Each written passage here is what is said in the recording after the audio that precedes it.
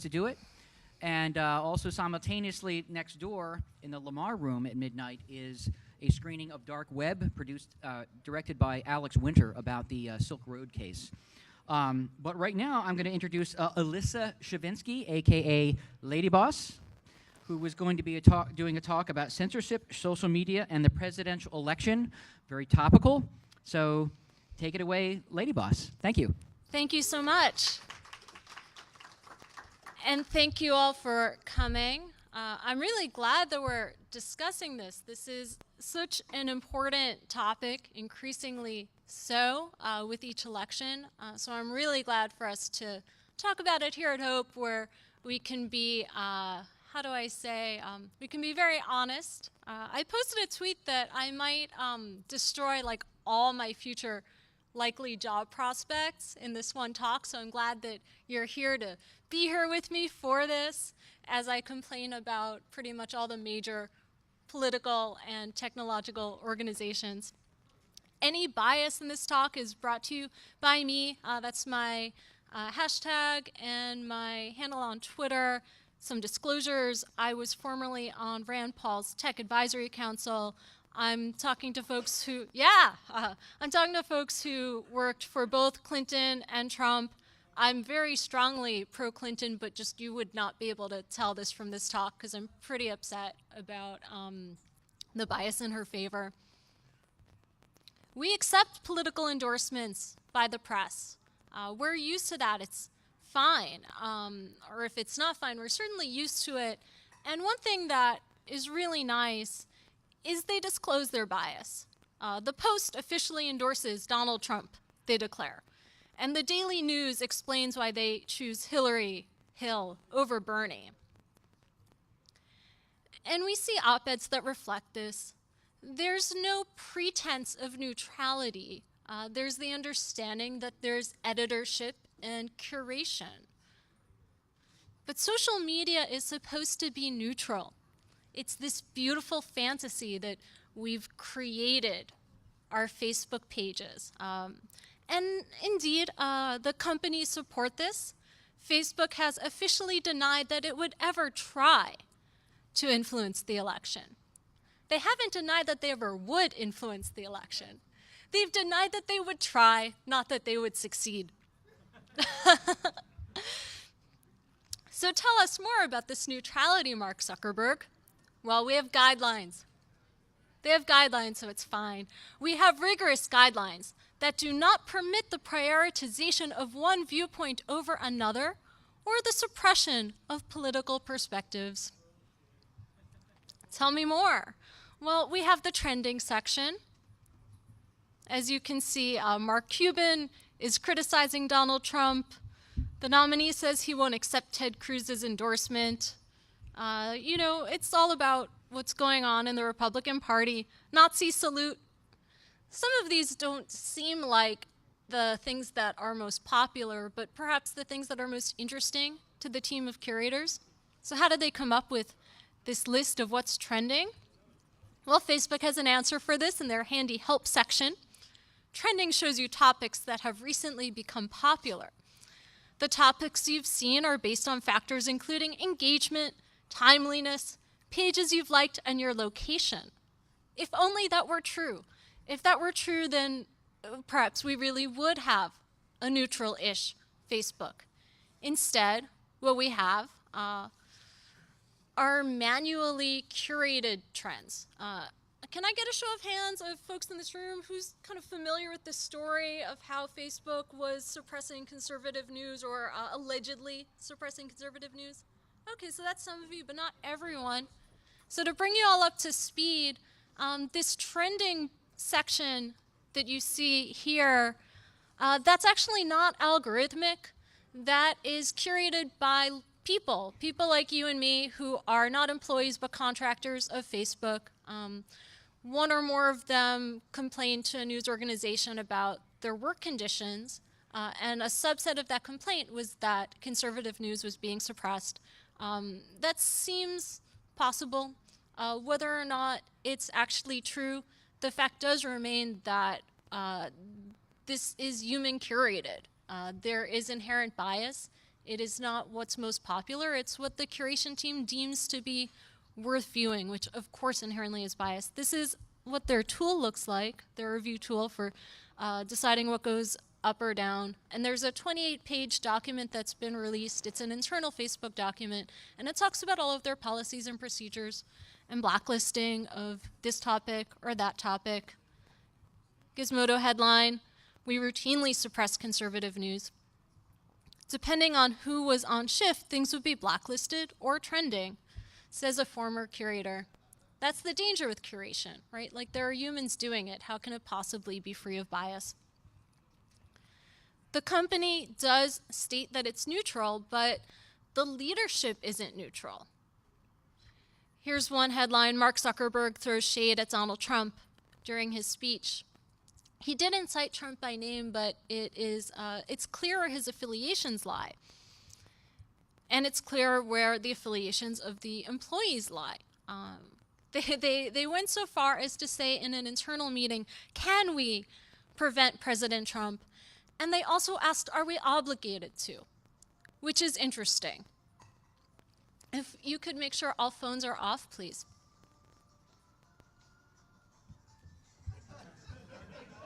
It's dark, we could have a dance party. We can do whatever we want. I have the stage. I'm biased, I'll do what I want.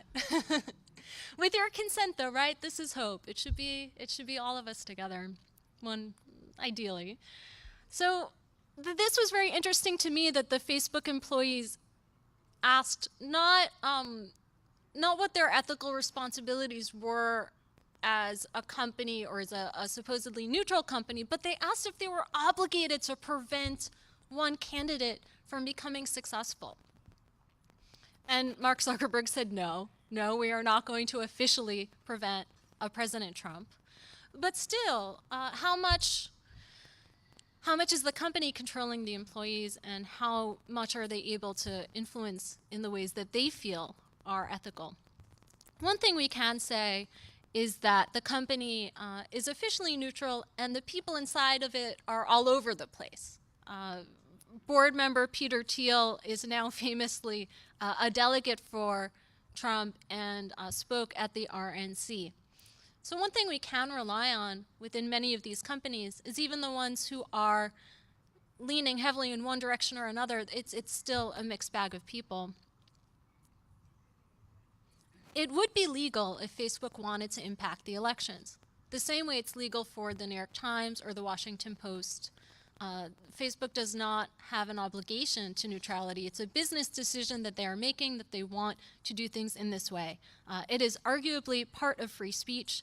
They do need to stay within campaign finance regulations, but that is not so difficult to do.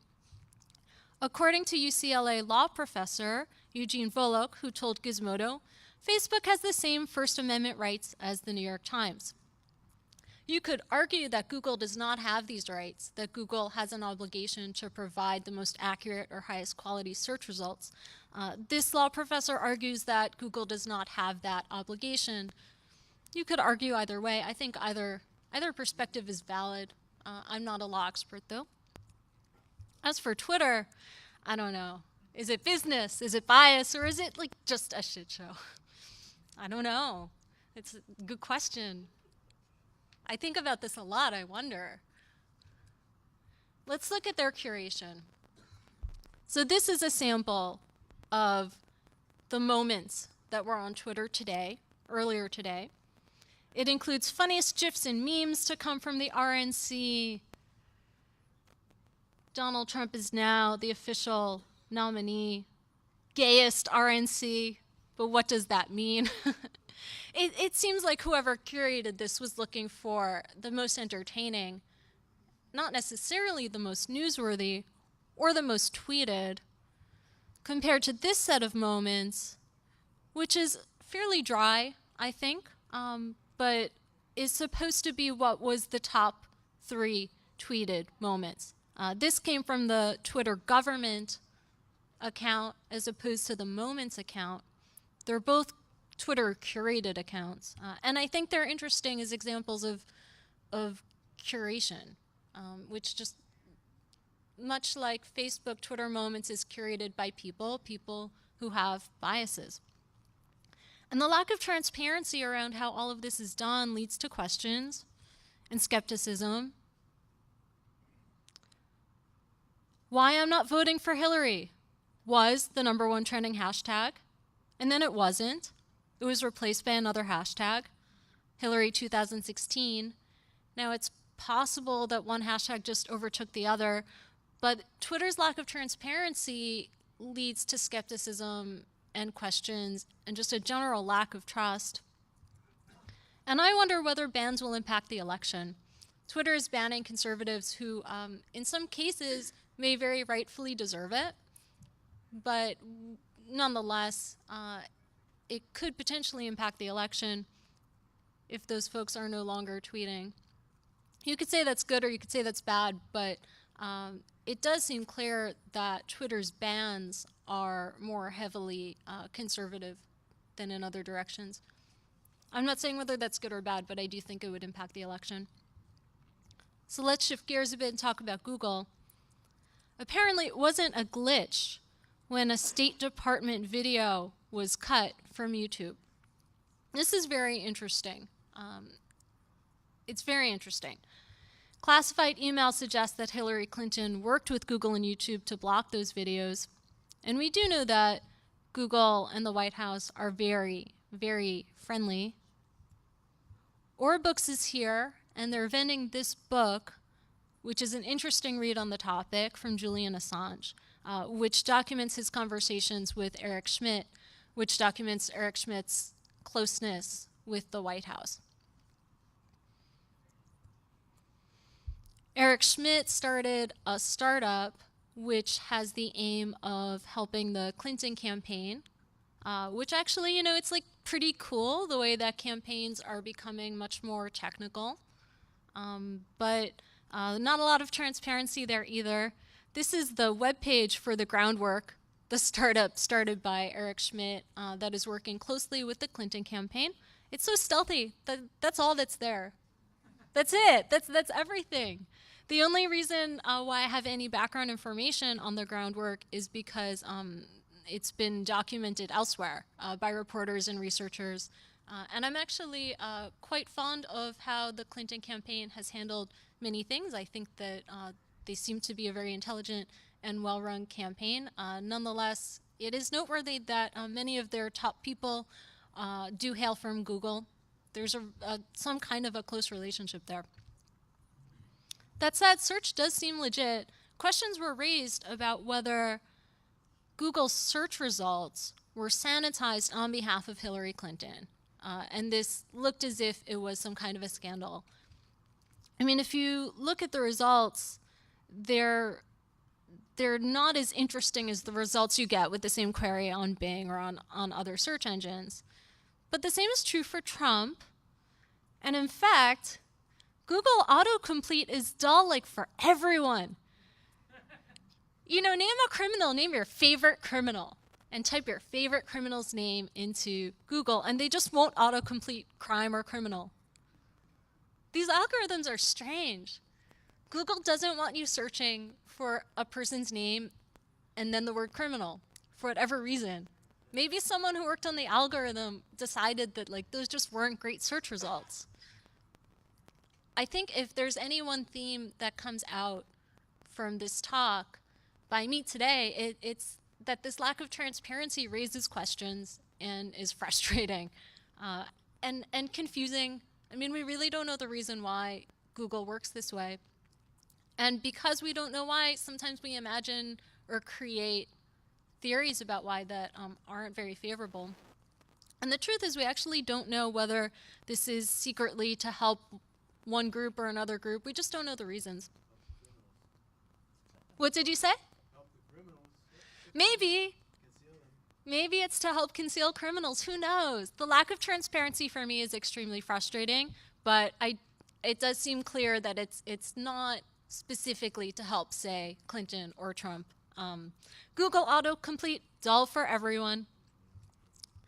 Let's go back to Facebook. This actually makes me a little worried and nervous and sad. Facebook runs experiments all the time They don't always tell us. They don't have to. Google messed with your feed in 2012. That's not the only time. They did that to promote voting. And they also messed with our feed in 2010, which is their right, right? Like, they get to do whatever they want. This is their stage. They are in charge. I think the issue with Facebook is it feels like it's my page, but it's very heavily curated what they're going to show for my friends. And then they've started to really do those messages at the top of the page, like suggesting that someone goes out and votes. They did this to 60 million users. That's a lot of users that actually really will impact an election. This was the paper that they published about it. So at least they came out and they wrote about it, but it was after the fact. Here we report results from a randomized controlled trial of political mobilization messages delivered to 61 million Facebook users during the congressional elections. So it's a kind of digital gerrymandering if they were to show this to some people and not to others, and that actually was the experiment. Some people got shown buttons that were more encouraging to vote than other people. Now, we could just say civic engagement is good and that it's neutral. And for the most part, it's hard to argue against that. But when I spoke to someone who works in Democratic campaigns, and I said I would like to be helpful this election cycle to the Democrats, you know, what can I do? I'm here for you. And they said that they didn't want me to promote their specific candidate, that the most helpful thing I could do for the Democratic Party would be to just register more voters, which was strange to me. I thought that the way to help a candidate win was to help the candidate win.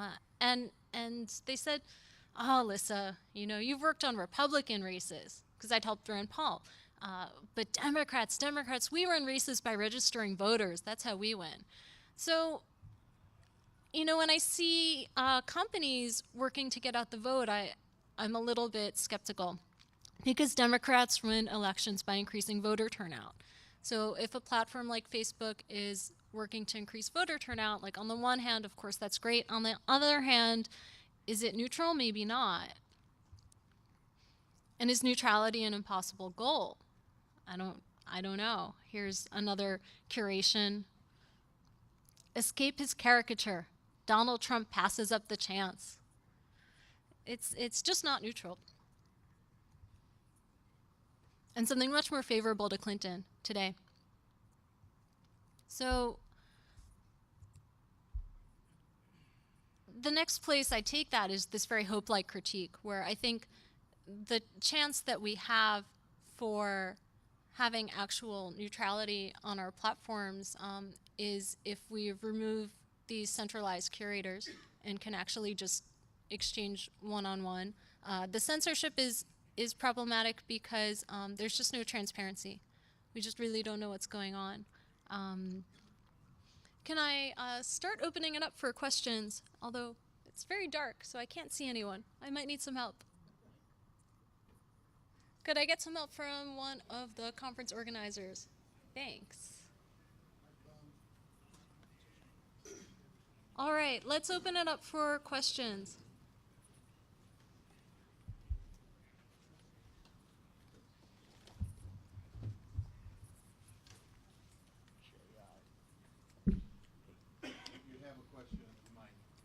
Oh, okay, thank you. The mic is right down here. I can see it now. I'm adjusting to the lights. Thank you, awesome. Yes, please. So I have worked for Google and for Twitter, but these are in no way representing views of either Google or Twitter, Okay. positive, negatively. So I think you're making a couple of logical mistakes here in your analysis. One is you're ignoring the echo chamber effect. When I'm looking at Facebook pages, and what Facebook would show me as interesting for me is what I have said and what my friends have said. Now, most of my friends are not hardcore Republicans who would vote for Trump. So it is natural, except this guy here. So it's natural that Facebook won't show me stuff about Trump. Now, if I were to just create a sock puppet that would listen to the Westboro Baptist Church and to Rudy Giuliani and Trump and other such things, maybe I would get a different set of results. Have you tried that experiment of creating a persona that does not fit the model you're trying to accuse or the model that you're suggesting that Facebook is promoting, and seeing what the results you get are? I think that's right. I think that it would be helpful to see it from different vantage points. Right, but I've solicited some of that. It doesn't change that the moments, for the most part, are universal. I don't. That's true for Twitter, and I believe it's true for Facebook as well. That these aren't as highly customized as we would think. Facebook doesn't show you. Facebook doesn't show everyone the same thing. It's highly customized. It just never, there's many things that people just don't see. That's true for your news feed. I'm curious about how true it is for what's trending at large. Can you come to the mic, please? I'm not done, but go ahead. That doesn't apply to it. What it applies to is each person's news feed. Right. That is different for every person. That's right. What I'm referring to here is the trending section here. Yes, the newsfeed is very customized. Well, the newsfeed would be customized for the sort of articles I would be likely to read, so I would click on them, look at the ads, and then make Facebook or Google or Twitter money. They wouldn't show, if they showed me an ad about, the starving children of Africa, I would probably not click on it and not read the article and, not get them money. So of course they won't do that. They do a very good job of customizing those. Yeah. So how can you differentiate? What is your algorithm for differentiating between a feed that is evilly curated to only show those evil people that you don't want that you're accusing of?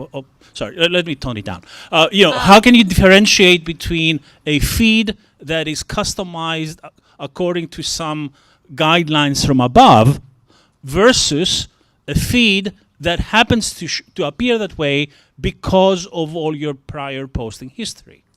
Well, we need to separate newsfeed, which is highly personalized and highly algorithmic, versus what you can see here, which is like national trending topics, which is curated by humans.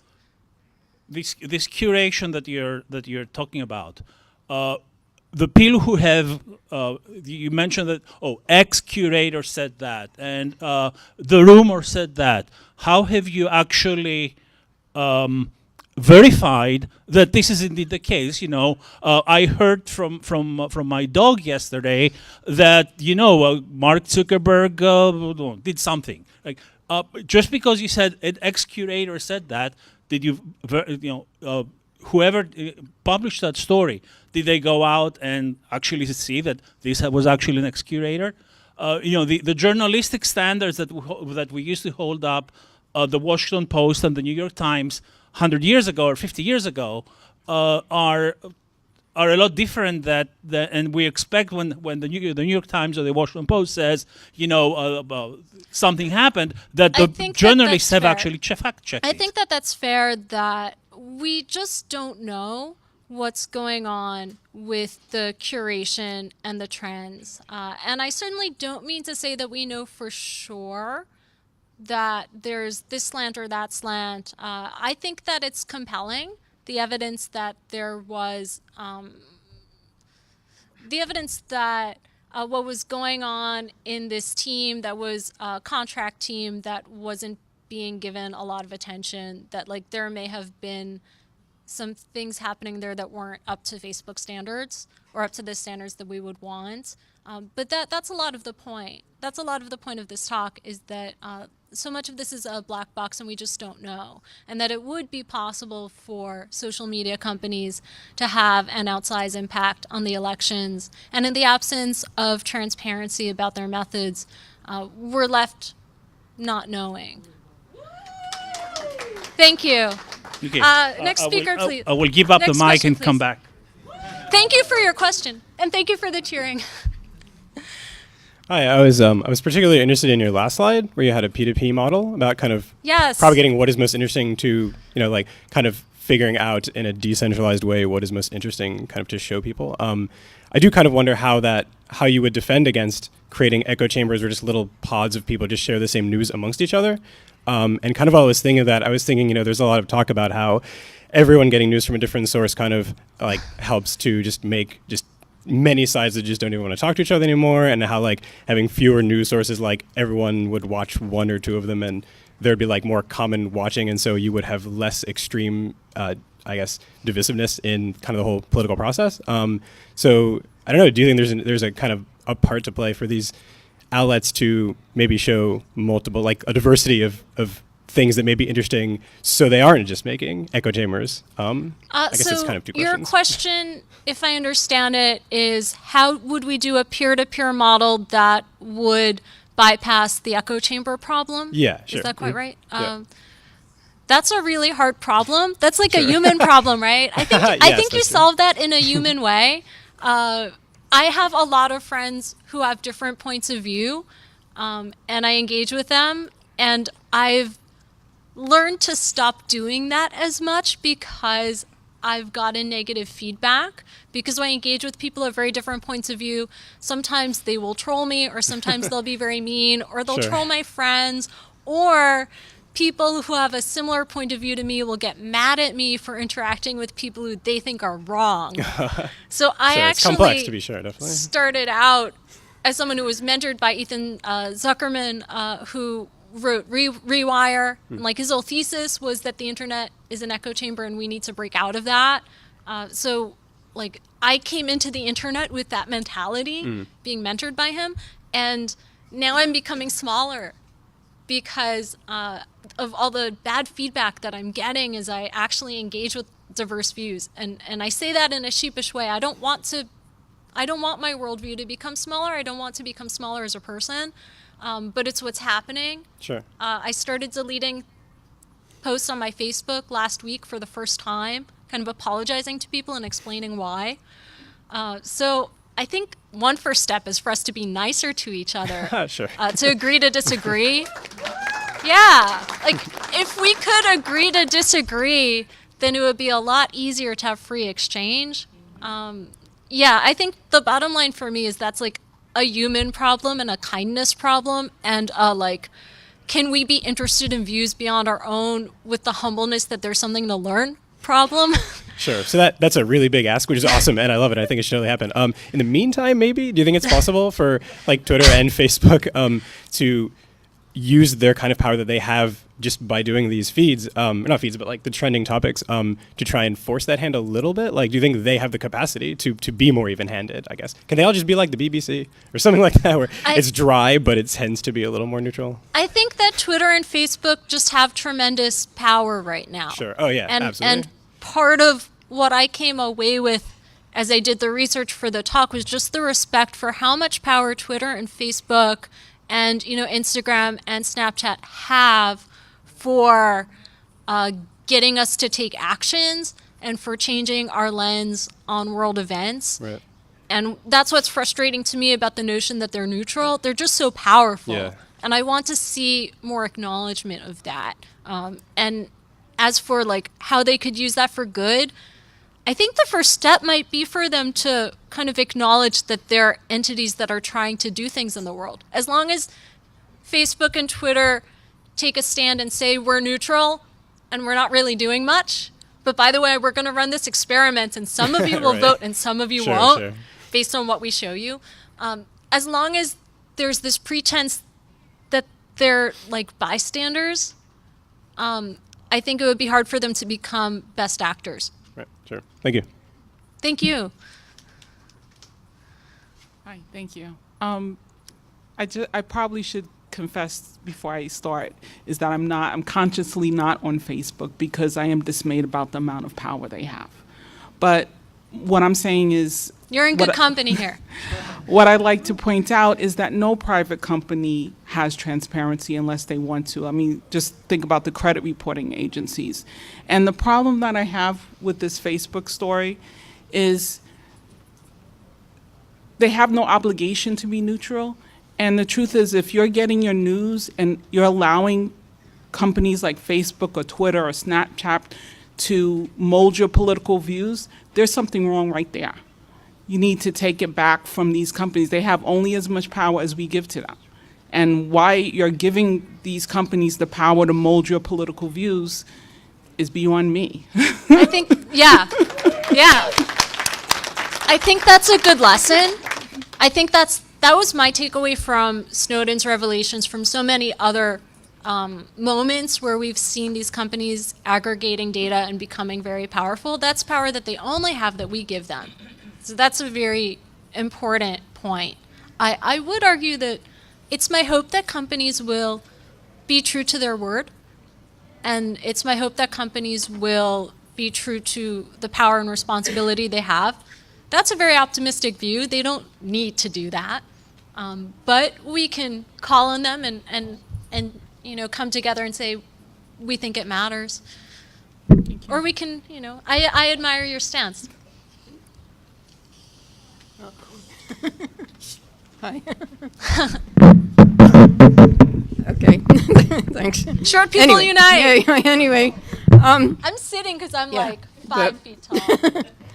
Actually, the previous speaker actually had one of the things I wanted to say. But the other thing I want to say is, I mean, I know a lot of people are suspicious of government because, there are all these, well, anyway, I don't have to go into why. But I'm just thinking that I think we should also be suspicious of private business because, that's what they are, and that people are just way too trusting. And I really don't think it's reasonable to expect that these companies are going to, be what we want them to be. I mean, we have to decide, like she said, decide to engage or not, but with our eyes open. They're in it to make money. They can do what they want, and just, that's basically where it's at. They're in it to make money, and in some cases, I believe that technologists at these companies come in either with like a genuinely ethical point of view from their point of view, like, is it our obligation to stop Trump? That's an employee question. That's not about money. It's well, coming that's kind from of about heart. civilization, I guess. That's probably one of those core value things that people just do because of who they are, Well, and when you look at people running experiments, that's coming out of curiosity, but with a certain Well, I think disregard. but the thing is that when it's a private company doing experiments, it's a kind of a different. But I guess that's the thing. People know about it now. I guess the only other thing I would mention is back in the day when we used to have like comment sections that were not moderated, not curated, any of that stuff. One of the things that happens a lot is that you get the trollish types, you get wall to wall shit. There's And a real then price that everybody leaves, and you got nothing. Well, So maybe we do somewhere- smaller groups. It's an interesting question, Yeah. and one that I hope people will continue, of what else we could be doing. Anyway, okay.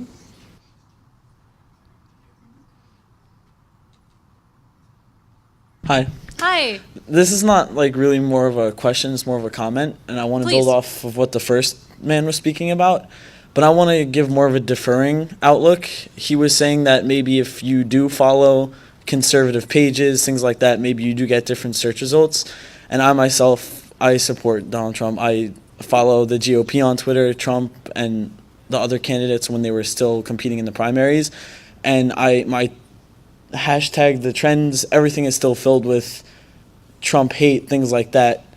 And so I get Hillary ads all the time. I really don't think it has anything to do with who you follow or what you say, because I'm always tweeting pro-conservative things out on Twitter. And I think that even if it was based off of a majority of what people are tweeting about, I still think I disagree, because I don't think if Trump would have won the primaries by such a landslide, he obviously has such a large following, and I don't think that the majority of people tweeting would always be tweeting such awful things about him. I barely ever see, if I've ever seen, a positive hashtag about him in the trends. So I really do think that the large social medias are trying to turn people left-leaning. That's my opinion. Twitter in particular, there's more evidence that there is an anti-conservative bias, and that shows up primarily in who they choose to ban. And I'm certainly not defending that, because they ban people who are trolling people. But I would argue that I haven't seen the same number of bans on the other side. Mm-hmm. In other social media organizations, like, I believe personally that that's less clear. But I do believe that there are legitimate concerns about bias at Twitter. Twitter has made less statements than Facebook about being neutral. And if I could just, like, the Trump Yourself campaign that Hillary Clinton started, if you actually go to her website and look in that thing that she just started, it says how he doesn't want to support lesbian and gay marriage. But, like, I've seen him speak live in speeches before. He said that he wants to protect people like that from hateful ideologies. Foreign ideologies, not domestic. Even foreign. There are such a large number of people outside the United States that still have such barbaric points of views. Perhaps he's calling those ideals for, those ideas of the domestic as foreign themselves. I don't think Trump actually issues it. Well, we should probably move to next question lest we get off track. But it's helpful to hear that your trends don't seem to reflect your ideology. That's helpful. I don't know that until this current kerfuffle with Facebook's trending news stories that either Facebook or Twitter or any of these companies professed that they're, or like really made a big deal out of like the neutrality of the topics that they're showing in their trending sections, right? Neutrality wasn't as important when there was less curation. Well, but I think I think that what people often mistook, or what people are mistaking for neutrality is like, oh, that's 100% algorithm powered, no human ever touches it. And I think that you would be really, yes, that's very naive. I mean, I think that you would be incredible, as everyone was surprised that Facebook has dozens of people working around the clock to like look at the stuff that's coming through the algorithms and sort it all out and like make it not totally garbage. Like all of these companies have staffs of those people. I think that the idea that an algorithm is like has no bias because it's computer powered is like, well, but I mean, but that it's an algorithm that it's. I wouldn't say it's naive, because in the Facebook help section, here's the question: how does Facebook determine topics? And they say sure, here I mean, that they don't mention anything about it being an algorithm or it being curated at all, right? Yeah, and most people aren't going to read through this too carefully. Sure. They're trying to focus on their lives, and they're not necessarily diving in Sure. deep. I'm just telling you that like I don't want to live in a world in 2016 where an algorithm, a pure algorithm with no human oversight whatsoever, is controlling everything that comes through my social media feeds, because like, who wrote the algorithm? Some squishy human with biases wrote that too. And you know what? There's like much less diversity of like thought and opinion and like background in those algorithm writers than there are amongst the editors and people who are like going through and picking out the trends and whatever. And that might be one of the reasons why no one likes to talk about. Yeah. I mean, like, that might be one of the reasons that no one likes to talk about the fact that their technology is not 100% perfect and still churns up regular garbage. If you look at what is the most popular on any social network, I guarantee you it is garbage. Yeah, that's a good point. We need the curators. We do. That's a good point. Hello. First of all, Hi. before I get to my point, I want to commend you for saying that overall people should be able to have different political views without jumping on each other and getting all crazy, whether you're for Trump, Hillary, whoever. Well, thank you. Yeah. You know, I mean, that's just not fair, you know. I'm a registered and you were very patient with the first guy, by the way, too. I commend you for that. But I'm a registered independent, and, you know, I don't follow parties. I kind of go with who I like at the time, you know, concerns of the country at the time. But, you know, I sign on AOL. I still have AOL. And there's a giant picture of Hillary. I'm with her. And I get that's their right to do it. I get on Facebook, and I have, you know, I know my feed. I get my friends and things we're into, movies and stuff. But the sides are inundated with, you know, It doesn't reflect you. It doesn't reflect me. So obviously, they're not. It's not being catered to me. So if it's not being catered to me, why is it all stupid things like Laura Ingraham giving a Nazi salute? You know, all Republicans must be racist, or, you know, or even when you get stuff about the Democrats. Oh, Hillary's you know, jacket cost $6,000. It's just stupidity, and I think it wasn't fabulous. It was like it looked like Mao Zedong's jacket back in the day. It's what the curators deem to be newsworthy.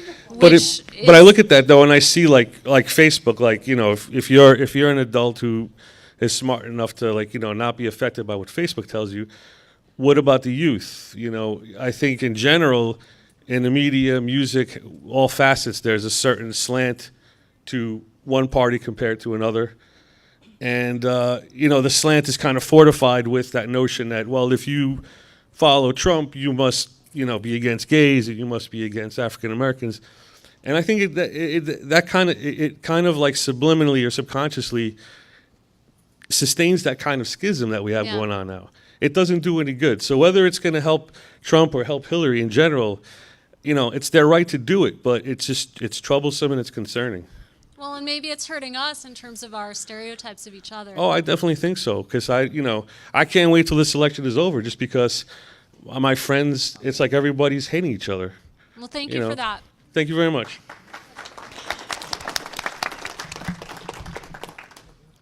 Thanks for your talk. I'm just wondering, you talked a little about the peer-to-peer thing, and I know that was kind of touched on with the filter bubble thing. I'm just wondering if you thought more if there's any like way of sort of getting the critical mass for an alternative to a decentralized alternative to Facebook or Twitter. Do you think that's just sort of too difficult, so the only thing we can do is to just put pressure on Facebook and Twitter to improve? And I don't want to say it's too difficult. I think that it's absolutely worthwhile to Diaspora put tried pressure. it and isn't doing all that well. Yeah, well, you know, and I was making social apps for a long time, and I stopped. But the reason why I did it was because I thought you could get new companies and new social networks off the ground, and I still believe that we can.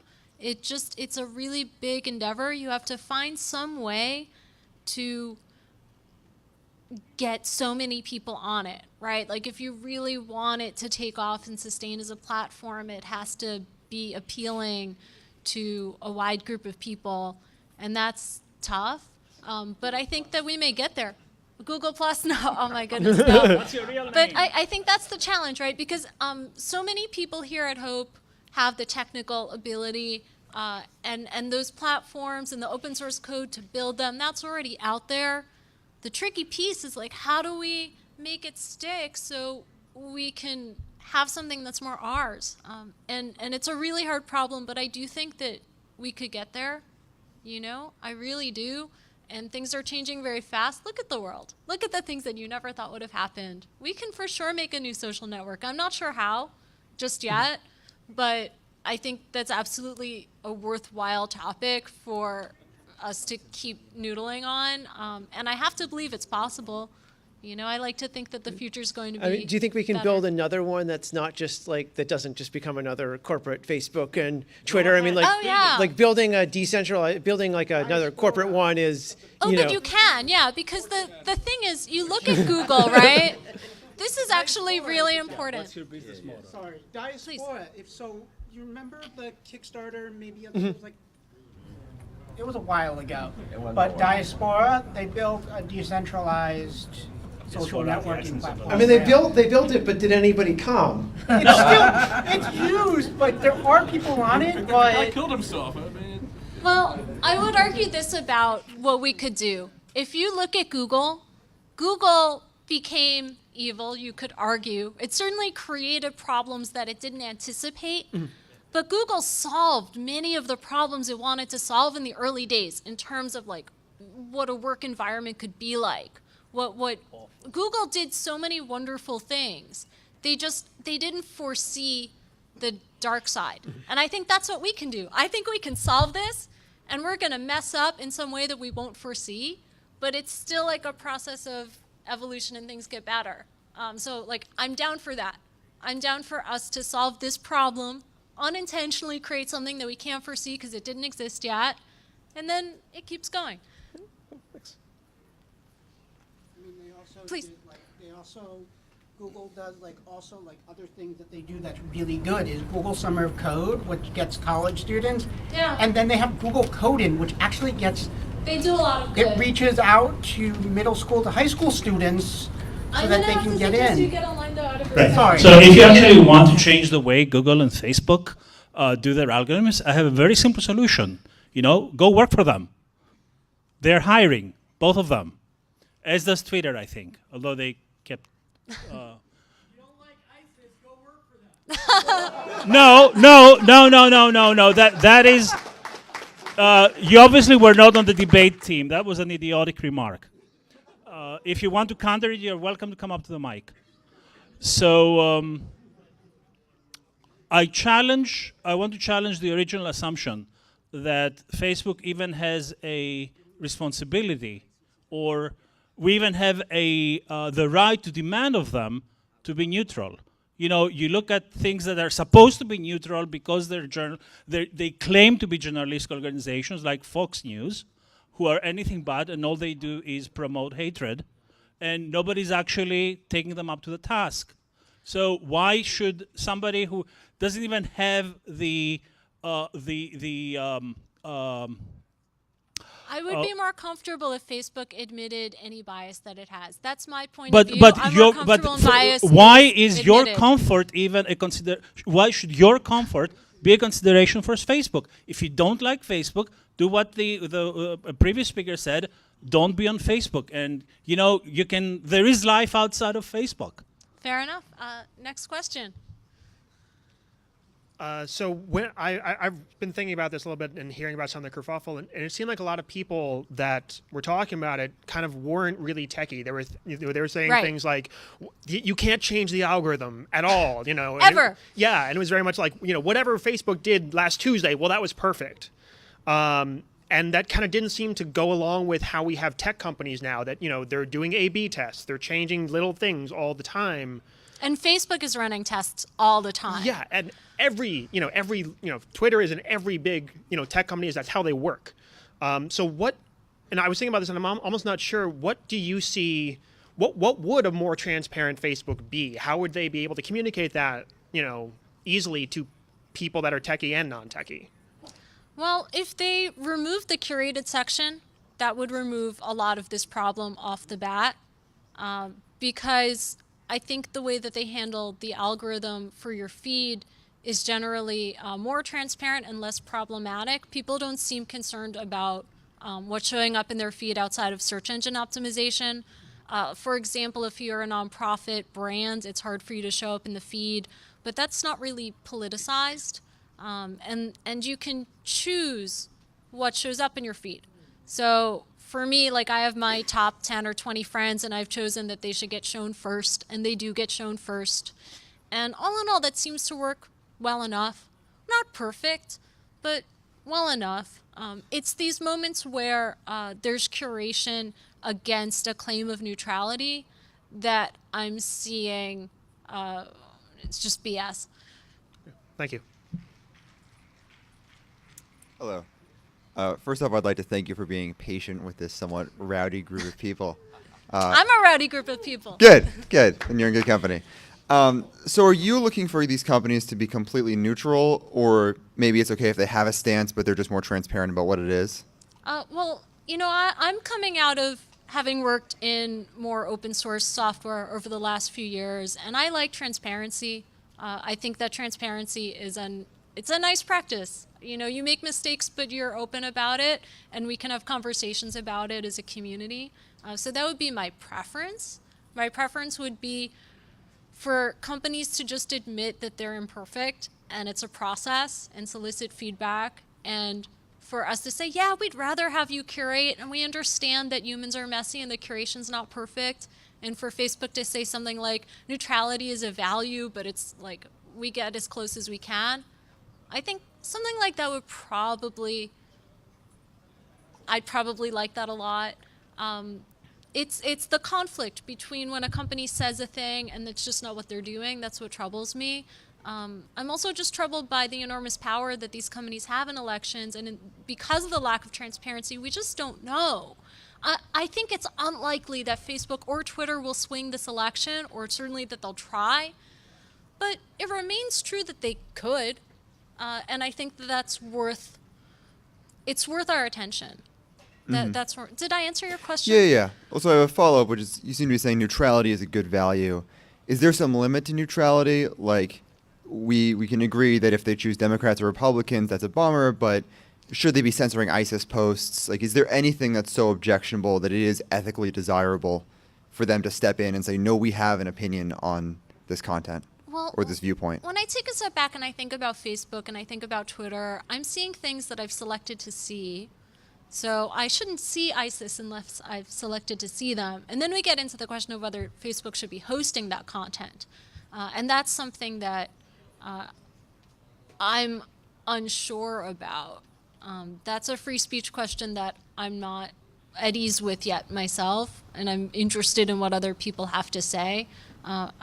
If I ran one of those companies, I wouldn't want to host certain kinds of speech, but it is difficult to figure out where you draw certain lines. I suppose ISIS might be an easy line to draw. Other lines are less easy. Yeah, these are good questions. Yeah. All right, thank you. Thank you. This topic seems to attract a lot of mansplaining.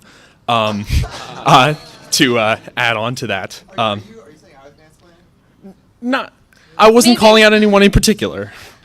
Maybe my whole talk was mansplaining, and I apologize for that. No.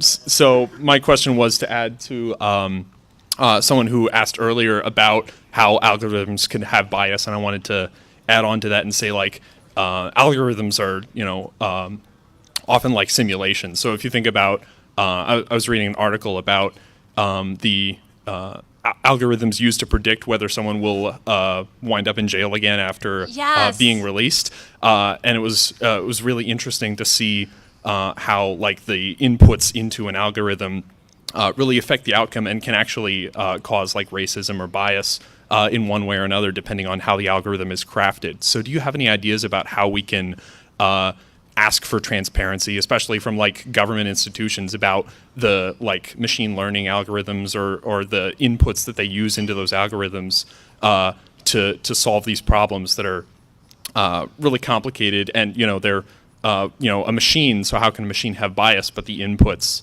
into those systems? Yeah, so as the Teeks, who I've been working with on press stuff, is giving a talk tomorrow that deals with how they made changes in Oakland around anti-surveillance. Oh, hi. Yeah, so Sunday. My apologies, not tomorrow, Sunday. So I recommend going and seeing that talk to see how citizens can impact that sort of thing. What I've seen specifically in open source and transparency is the election of certain candidates who promote those values, and that's starting to happen. Ben Kalos in Manhattan is one example. Rand Paul was interested in open source when I was working with him.